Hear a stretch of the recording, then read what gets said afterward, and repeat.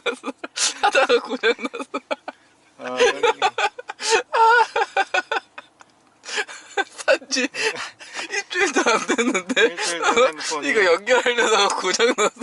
먹통이 됐습니다.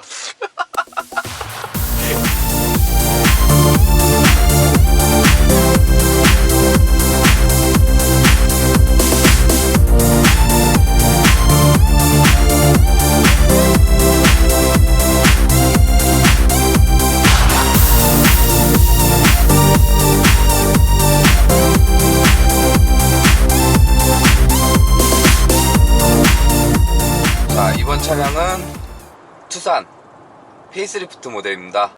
3년 만에 디자인을 좀 바꾸고 그리고 좀 옵션이 강화된 그 모델이라고 보시면 됩니다. 우선 디자인 살펴볼게요. 지난주 그 아반떼 신차 발표회 때 갔다 왔거든요. 아반떼는 페이스리프트를 하면서 이전 모델을 완전히 지워버렸습니다. 파격적인 디자인을 보여줬었는데 이 녀석은 이전 모델을 베이스로 몇몇 부분만 리터치를 새로 해줬습니다. 그래서 딱 보면 이전하고 어디가 바뀌었지? 라는 이미지를 줘요. 우선 어디가 바뀌었는지 볼게요. 먼저 그릴 부분이 바뀌었죠. 이전에 헥사고닐 그릴 대신해서 이제 캐스케이딩, 요즘 현대자동차를 대표하는 그 그릴이 들어갔고요. 그로 인해서 가로로 더 크게 커졌습니다. 다 커졌고 여기다는 이제 크롬 재질을 써서 윤곽 포인트를 잡아줬고요. 그리고 옆으로 헤드램프가 들어가는데 평상시에는 이쪽이 데일라이트 역할을 합니다. 데일라이트가 이렇게 들어가고 야간에 라이트를 밝혔거나 했을 때는 이쪽이 데일라이트가 들어가면서 라이트가 하나, 둘, 셋, 넷, 다섯 개 LED 헤드램프가 들어갑니다. 물론 트림별로 차이가 있고 이 시승차는 풀옵션 차량의 LED인데 다른 뭐 프로젝션이 들어가거나 그런 모델도 있으니까 그건 참고하시기 바라고요. 방향 지시등은 이런 형식으로 들어가고요. 눈이 하나, 둘, 셋, 넷, 다섯, 요 두 개가 전조등 역할, 여기 이제 하이빔하고 뭐 이런 역할 해서 총 5개의 눈이 배치가 됩니다. 그래서 데일라이트도 DRL도 예전엔 좀 더 이렇게 깊숙이 들어가서 라인을 이렇게 그렸는데 앞으로 좀 더 빼서 날카롭게 그려놨고요. 그래서 그릴하고 앞물려서 이런 식으로 들어가고, 그래서 딱 보면 이전 모델에 비해서 확실하게 윤곽은 뚜렷해졌어요. 얼굴이 좀 더 선명해졌습니다. 선명해졌고 무엇보다도 요즘 현대자동차가 이걸 나누기 시작했죠. 컴포지트 램프라 해서 데일라이트는 위로 얄쌍하게 빼고 밑에다 전조등 헤드램프로 달아주는 이 형태인데, 이 녀석만큼 투싼만큼은 아직 이전 형태를 쓰고 있습니다. 지금 이 형태를 취하고 있는 거는 이제 현대자동차 SUV 중에서는 이 녀석밖에 없기 때문에 이 디자인을 좋아하시는 분들한테는 긍정적인 요소가 되지 않을까 싶습니다.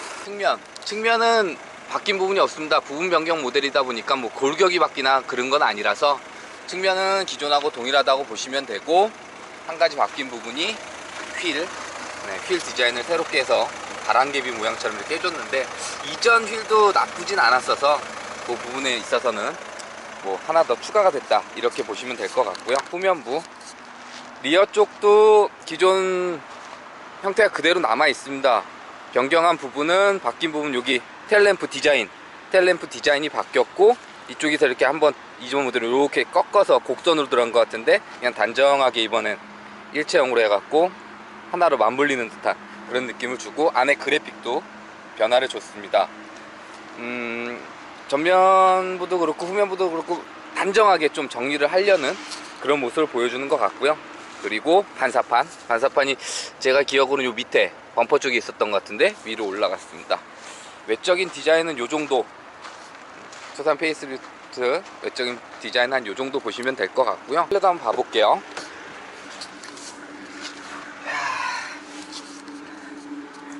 실내는 이렇게 바뀌었습니다. 기존 베이스는 합니다. 기존 베이스는 하는데 여기 중앙 스크린이 산타페 신형이었죠. 산타페 TM, 거기서 봤던 모니터를 그대로 가지고 와서 예전에는 이렇게 메리평이었는데 돌출형으로 그래서 꾸며줬고요. 이 부분이 바뀌다 보니까 여기까지 이렇게 변경이 됐습니다. 에어벤트 쪽 하고 여기 뭐 크롬 소재 해주고, 여기는 이렇게 단 하나 둘 셋 단을 나누고, 이쪽에는 인조가죽 같은데 가죽을 대줘서 이렇게 센터 페시아 쪽이 바뀌다 보니까 이렇게 보면 꽤 많이 바뀐 부분이 보이는 것 같아요. 물론 이쪽 지금 공조기 쪽이나 밑에는 바뀐 부분이 없거든요. 이전 모델 대비. 뭐 핸들, 스티어링 휠이 됐든 뭐 계기판이 됐든 이전하고 특별히 차이점을 둔 점은 없습니다. 근데 이 부분이 바뀌다 보니까 상당히 많이 변화를 한 듯한 그런 실내 디자인을 보여주고요. 이렇게 자세히 보면 확실히 좀 산타페에 비해서는 원가 절감을 한 그런 모습들이 보이긴 합니다. 뭐 준준형 SUV니까 이해는 하더라도 조금 더 좋은 소재를 써줬으면 어떨까 하는 아쉬움은 났고요.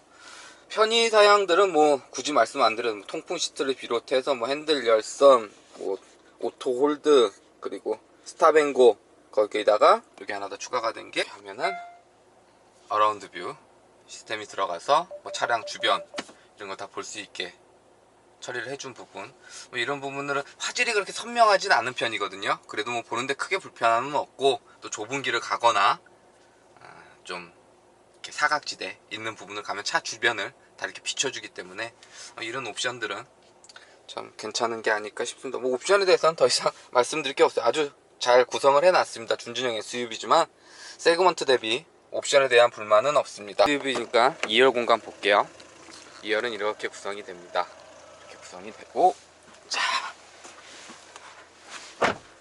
공간적으로는 뭐 굳이 표현할 필요가 없는 게, 운전석은 지금 제가 운전하듯이 그대로 시트를 맞춰놓은 상태고, 보조석은 제가 가방하고 카메라 같은 걸 놔서 조금 더 뒤로 당겨 놓은 상태입니다. 이렇게 보면 레그룸 충분하고 헤드룸도 충분합니다. 뭐 저보다 좀 덩치가 있으신 분들도 큰 불편함은 없을 걸로 보이고요. 그리고 시트 괜찮고, 이 중간은 어차피 이것들이 있어서, 이런 것들이 있어서 좀 딱딱한 편이라 여기는 조금 불편하더라도 여기를 제외하고는 뭐 공간적으로나 시트 좌석이나 전혀 불편함은 없습니다. 거기에다가 투사는 참 요 부분이 마음에 들죠. 여기 이렇게 보면, 잠깐 내려볼게요. 여기 시트 조절할 수 있는, 등바위 조절할 수 있는 게 있어서 이렇게 조절을 할 수가 있거든요. 그래서 시트가 각도가 이렇게까지 누워요. 이게 폴딩해서 이 정도 되는데, 그냥 올렸을 때 올리면 이렇게, 그리고 여기서 다시 한번 각도를 조절을 하면요, 이렇게 대부분 한 요 정도 각도거든요. 근데 얘는 이렇게 더 높고 완전히 이렇게 꼭 꽤나 편한 시트 구성을 해줘요. 장거리 운전하고 뭐 이렇게 이동하고 할 때 2열 승객들이 좀 더 편하게 이동할 수 있도록, 이건 그 전부터 제가 투사에서 참 좋아했던 그런 포지션인데 이번에도 이건 잘 돼 있습니다. 자, 파노라마 썬루프도 한번 봐봐야 되겠죠. 개방감은 뭐 좋습니다. 네, 이 정도면 이제 개폐는 여기까지 이루어지고요. 시원시원합니다. 이 부분도 이렇게 보시면 될 것 같고요. 트렁크 봐봐야 되겠죠. 트렁크에는 이렇게 키를 소지하고 차량 뒤편에 서 있으면 자동으로 트렁크가 오픈되는 기능이 들어가 있는데요. 닫힌 상태에서 이렇게 들고 있으면 이렇게 경보를 알려주고 자동으로 3초 후에 오픈이 됩니다. 네, 이 기능 들어가 있고, 당연히 그래서 전동 트렁크겠죠. 전동 트렁크 기능 돼 있고, 이 상황은 도어가 꼭 잠겼을 때만 이 기능이 되거든요. 그러니까 뭐 마트에서 장을 보고 차 닫힌 상태에서 이렇게 키를 가지고 왔을 때, 이게 키를 주머니에만 넣고 있어도 3초 후에 자동으로 열리는, 네, 요 인식도 잘 되고 괜찮은 편이에요. 자, 트렁크 공간 볼게요. 트렁크 공간 요 정도 보시면 되고, 이 밑에 이렇게 뭐 수납 공간도 따로 만들어 놨고, 그리고 시트가 2열 시트가 폴딩이 되기 때문에 뭐 적재 공간에 대해서는 필요에 따라, 상황에 따라 맞춰 쓸 수 있기 때문에 공간적으로는 뭐 크게 흠잡을 부분은 없을 것 같습니다. 충분히 실용적인 공간을 제공을 해주고요. 다시 닫으면,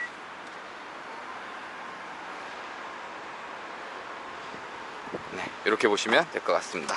이 차량은 세 가지 트림 중에 1.6 터보 디젤 모델입니다. 이전에 1.7 디젤 모델을 대체한 녀석이고요. 2.0 디젤과 그 다음에 그 1.6 터보 가솔린 이 트림은 동일하게 페이스리프트 이전하고 동일하게 해서 총 3개 트림으로 구성이 됩니다. 그때 신차 발표를 통해서 2.0 디젤은 타봤었거든요. 그리고 1.6 가솔린 터보도 경험을 한번 해봤었습니다. 그래서 이제 장기 시승을 하게 돼서 이 모델 1.6 터보를 이제 제가 선택을 했는데요. 생각했던 것보다는 힘이 그렇게 부족하게 느껴지진 않습니다. 물론 일상 주행에 있어서 136마력 최고 출력, 그리고 최대 토크는 32.6 이 정도 되는 걸로 알고 있습니다. 그리고 변속기는 7단 DCT, 네, 듀얼 클러치가 매치가 되고요. 기존 1.7에 비해서는 토크하고 마력이 조금씩 내려갔어요. 최대 출력은 한 5, 그 다음에 토크는 한 2점 몇인가 이렇게 내려갔는데, 디젤 엔진 특유의 저 RPM에서도 초반에 토크가 잘 활성화가 되기 때문에 일상 주행이고 조금 더 벗어난 주행을 하더라도 크게 불편한 점은 없습니다. 그리고 이 토크가 잘 터지는 구간을 이 7단 DCT가 열심히 일을 해줘요. 이 부분도 상당히 괜찮고, 2.0 터보에 비해서는 물론 부족하고 토크도 그렇고 힘도 부족하지만 이렇게 일상 주행을 함에 있어서는 크게 불편함을 느끼지 못합니다. 물론 그 이상을 조금 벗어난 주행을 하면 버거움이 느껴지긴 하지만 그 전까지는 상당히 괜찮고, 무엇보다도 한 260-70km 정도 주행을 했는데요. 15.6km/L, 그냥 연비 고려 안하고 편하게 탔습니다. 차량을 반납할 때 다시 최종적으로 연비는 어떻게 나왔는지 보여드리겠습니다. 연비 상당히 괜찮게 해주는 편이고, 좀 불편한 부분은 DCT와의 결합이 일상주행의 한 3단 이상, 4단에서 그 이상으로 갈 때는 불편한 게 없습니다. 엔진 질감도 상당히 부드럽고 편해요. 소음도 별로 없고 상당히 좋은데, 요 전이 문제예요. 이 저단에서, 그리고 출발할 때 이때의 울컥거림이 있습니다. 이 7단 DCT 특유의 울컥거림과 뭔가 변속기가 물렸는데 안 물렸다가 갑자기 물리는 듯한 이런 좀 이질감이 있거든요. 이 부분이 좀 그렇고, 그와 동반되는 달달거림, 초반에는 확실히 좀 그런 부분이 좀 있습니다. 근데 그거를 제외하고 나면 좀 더 출력을 원하시는 분은 2.0을 선택하시는 게 맞겠지만, 그게 아니고 그냥 일상주행이 위주다, 이렇게 하시는 분들은 연비 효율성도 좋고 여러 부분에서 괜찮은 이 트림도 고려해 보시는 게 좋을 것 같고요. 산타페가 커지고 덩치가 커지고 몸무게가 늘어나다 보니까 2.2 디젤을 품었음에도 불구하고 처음 출발할 때 조금 답답함은 있었습니다. 근데 이 녀석은 그에 반해서 1.6 엔진을 품었음에도 초반에도 생각했던 것보다 잘 나가요. 전체적으로 상품성을 봤을 땐 당연한 소리지만 산타페가 좋습니다. 당연한 소리죠. 그만큼 비싸니까. 네, 공간적으로도 그렇고 이렇게 꾸며놓은 것도 그렇고, 사실 이렇게 보면 이 모델은 이렇게 자세히 보면 좀 원가 절감한 부분이 보여요. 그래도 이전에는 그 원가 절감이 되게 티나게 했는데 지금은 좀 잘 감춰놓은 듯한 그런 모습을 보여줍니다. 산타페 TM 신형이 출시가 되면서 몸집이 더 커졌죠. 거기서 오는 편안함도 있지만 반대로 운전을 할 때 좀 불편함도 동반이 됩니다. 워낙 이제 커지다 보니까 몸집이. 근데 이 녀석은 그에 비해서는 몸집도 좀 작고 몸무게도 좀 가볍다 보니까 여기서부터 이 산타페보다는 좀 더 몸놀림이 가볍다, 젊다는 게 느껴지는데요. 물론 SUV고 뭐 이 차량을 갖고 와인딩을 뛰고 할 건 아니기 때문에 그런 부분을 논하는 게 아니고, 일상에서도 운전에 어느 정도의 재미를 주면서 단순히 이동수단이 아니라 그런 부분에서는 산타페보다는 확실히 좀 젊음이 느껴지고요. 운전하는 재미도 있고, 그리고 그에 맞춰서 이 핸들링 상당히 괜찮습니다. 이게 어느 정도 묵직하면서도 작은 반응에도 잘 움직이고요. 운전자가 의도한 대로 차를 잘 돌려줍니다. 차의 밸런스도 롤드 뭐 SUV 때문에 어느 정도는 가지고 있는데 그걸 많이 억제시킨 듯한 느낌을 들어요. 산타페 같은 경우에는 좀 많은 알이 짖는 코너에 들어갔을 때는 좀 거동이 살짝 놓치는 듯한, 워낙 몸집이 크기 때문에 그런 경향을 보이기도 하는데, 이 녀석은 꽤 자세를 흐트러뜨리지 않으려고 노력을 많이 합니다. 그런 부분도 괜찮은 것 같고요. 앞쪽 서스펜션 댐핑보다는 뒤쪽 서스펜션 댐핑이 조금 더 단단한 편으로 느껴져요. 그래서 좀 더 과격한 운전이 들어가거나 일상주행을 벗어난 운전이 들어가면 뒤를 잘 놓치지 않으려는 그런 성격을 보여줍니다. 근데 이게 일상주행이 되다 보면 노면은 상당히 잘 거르는 편인데요, 이렇게 요철이 있거나 이런 부분에 있어서 1열은 괜찮은 편입니다. 운전자나 동승자가 탔을 땐 괜찮은 편인데 2열 승객이 탔을 때는 조금 불쾌감이 있을 것 같아요. 1열 쪽에서는 그게 좀 잘 못 느끼는 편인데, 제가 시승 행사했을 땐 2열도 한번 타봤거든요. 근데 그때는 좀 그게 느껴졌어서 그런 부분 때문에 그렇게 느껴지지 않았나 싶습니다. 자, 주행 모드는 총 지금 3가지입니다. 컴포트 있고, 에코 있고, 스포츠 있고, 이렇게 형성이 되고요. 모드별 체감되는 느낌은 그렇게 크진 않습니다. 뭐 서스펜션이 바뀌고 뭐 이렇지는 않기 때문에 좀 더 RPM을 더 띄워서 엔진을 좀 더 적극적으로 사용하려고 하고 그런 느낌입니다. 스포츠 모드에 놓으면 좀 더 RPM을 사용을 하긴 하거든요. 근데 실질적으로 뭐 엔진에 CC도 있고 파워도 있고 하기 때문에 크게 체감되는 부분은 없습니다. 이전에 산타페에서 선택할 수 있었던 뭐 스마트 크루즈라든지 그 신형 산타페에 들어갔던 HDA 하웨이 드라이브 어시스트 같은 그런 편의사양들도 이제 투싼에서 만날 수 있게 됐습니다. 여기 HDA라고 하웨이 드라이브 어시스트가 뜨는데요, 이때는 이제 크루즈 컨트롤 이거를 설정을 해주면, 이렇게 설정을 해주면 여기 핸들 모양의 아이콘이 뜨고 옆에 차선 유지 모두 뜹니다. 그러면 핸들을 잡지 않아도 주행을 잘 합니다. 알아서 핸들을 조향을 해주고요. 가속 페달하고 브레이크 페달을 밟지 않아도 지정된 속도에 계산을 해서 가기 때문에 운전자가 할 게 없습니다. 네, 아주 잘해요. 근데 이제 핸들은 계속 안 잡는 게 아니고 이렇게 일정 시간이 지나거나 코너가 급격해지면 핸들을 잡아달라고 이렇게 경고 표시를 알려줍니다. 그럼 또 한번 잡아주면 이렇게 계속 별다른 조작을 하지 않아도 가는 이 기능도 이제 투싼에서 만나볼 수 있게 됐고요. 이 기능이 활성화가 되면 일반 도로에서는 60km 이상만 핸들 조향을 해줬거든요. 근데 이 고속도로 안에서는 그 밑에 속도도 다 핸들을 조향을 해줍니다. 그리고 투싼에 들어간 이 크루즈 컨트롤은 스마트 크루즈 컨트롤, 이거는 정지까지 다 지원을 해주거든요. 그렇기 때문에 이렇게 장거리 운전이나 막히는 고속도로 주행에 있어서도 피로도를 확실히 좀 더 줄여줍니다. 앞차가 들어와도 자기가 스스로 또 속도를 줄이고 또 앞차를 따라가는, 상당히 편해요. 인식도 잘하는 편이고요. 나이 있냐 이게? 새로 샀다고 자랑을 하고 있는데 동생이, 이번에 이게 투싼, 지금 타고 있는 투싼에서 내 일종이다. 안드로이드 오토 그게 지원이 된다고 합니다. 해서 한번 해볼게요. 미러 링크 다시 연결하세요. 다시 이거 다시 연결하래. 케이블. 글씨를 읽으라고. 자, 다음 설정. 오케이. 취소. 이제 해봐. 자, 다시 삽입. 삽입이 뭐야? 삽입이. 전체 메뉴. 안 떠. 오, 됐다. 이게 좀 시간이 걸리네. 로딩 타임이 있다. 눌러볼까?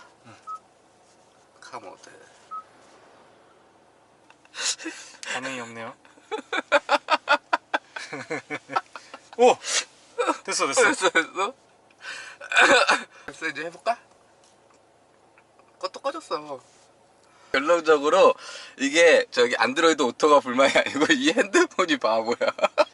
삼성 노트9 잘 못 만드네. 야, 너 이거 얼마 주고 샀지? 100만원 넘게 주네. 이게 또 한정판이라고. 이 노란 펜이 들어있는 한정판. 야, 연결이 안 되는데 노란 펜 이거 보고 뭔 상관 있어. 소용이 없네. 야, 아무것도 안 돼, 그거 이후로 핸드폰. 동생이 자기 핸드폰이 너무 최신이라 그래서 안 된다고 그래서. 자, S8 갤럭시 S8 맞아 이거? S8 플러스. S8 플러스를 또 한 대 준비해봤습니다. 이제 이거는 무조건 돼야 되기 때문에. 자, 연결. 그래도 S8에 S8 플러스. 그래서 여기 전체 메뉴 들어가면 미러링크라고 있거든요. 요거를 클릭을 해주면 이렇게 카 모드 해서 좀 이렇게 연결이 됩니다. 자동차 모드라고 두둥 나왔습니다. 드디어. 드디어 나왔습니다. 드디어. 노트9은 안 되네. 이상하게. 왜? 문제가 없었습니다. 어쨌든 이렇게 돼서 이제 딱 나왔고, 그리고 이 뮤직 이런 건 뭐야? 음악? 음악 깔아놨던 거 할 수 있고. 누르면 나오나? 나오네. 음악 나오면 안 돼. 그리고 그래서 날씨를 알려줘. 대박. 대박. 날씨는 흐리고 기온은 25도입니다. 오. 또 뭐 있지? 정준석에게 전화. 삽입된 심 카드가 없습니다. 이거 개통이 안 돼서 그렇구만. 노트 9 산다고 이거 버렸는데. 동생 말로는 노트 9이 너무 최신의 핸드폰이라 스마트폰이라 그렇다고 하는데, 어쨌든 여기 투산에 들어간 요거 말고도 안드로이드 오토 말고도 그 홈투카라고 해서 요즘에 그 인공지능 스피커 그걸로 이용했고, 집에서 뭐 지니야 시동 걸어줘 뭐 이런 것도 된대요. 그 신차 발표했을 때 그건 봤는데, 어쨌든 시승차로는 그걸 시연해 볼 수 없으니까 안드로이드 오토 요거 하는 거 보여드렸습니다. 총 주행은 한 일주일 타면서 471km, 네, 470km 정도 탔고요. 연비는 15.6km per 리터. 네, 뭐 연비 고려 안 하고 그냥 일상적으로 탔습니다. 봤을 때 한번 주유하면 800km는 넘게, 건 뭐 좀 신경 쓰면 900km도 탈 수 있는 그런 연비를 보여주고 있는 것 같습니다. 스포티지도 페이스리프트를 거쳐서 더 볼드라는 이름으로 새롭게 돌아왔습니다. 조만간 그 녀석을 장기 시승할 예정인데, 그 녀석 이야기로 다시 돌아오도록 하겠습니다.